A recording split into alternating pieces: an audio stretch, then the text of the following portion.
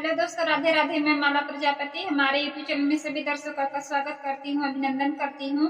आज मैं एक बहुत ही प्यारा कहरवाना गीत लेकर आई हूँ। अगर आप सभी को अच्छा लगे तो प्लीज लाइक करना, कमेंट करना और मेरे चैनल को सब्सक्राइब करना।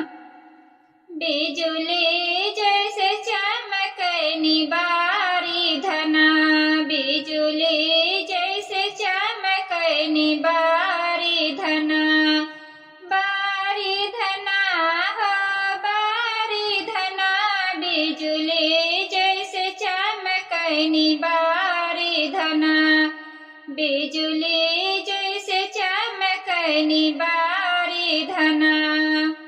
सोने की थाली में जीवना परोस्या, सोने की थाली में जीवना परोस्य, जीवना न जीवे चबानी चना, बिजुली जैसे चमकनी बारी धना, बिजुली जैसे चमकनी बारी धना।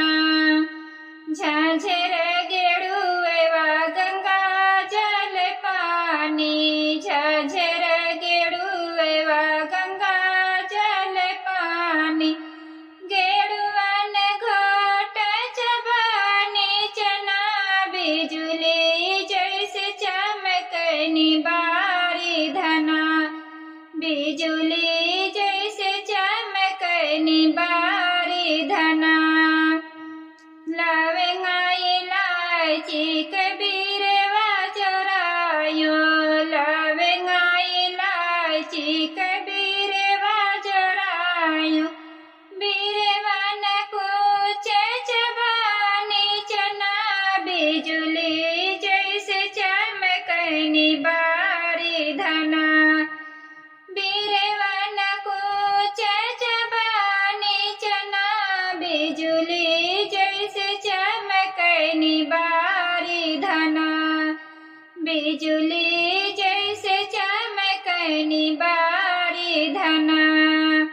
फूल हजारी कसे लगायो, फूल हजारी कसे लगायो, सेजियन सोम चबानी चना, बिजुली जैसे चमकनी बारी धना, सेजियन सोम चबानी चना, बिजुली जैसे चमकनी बारी धना, बिजुली जैसे चमकनी बारी धना।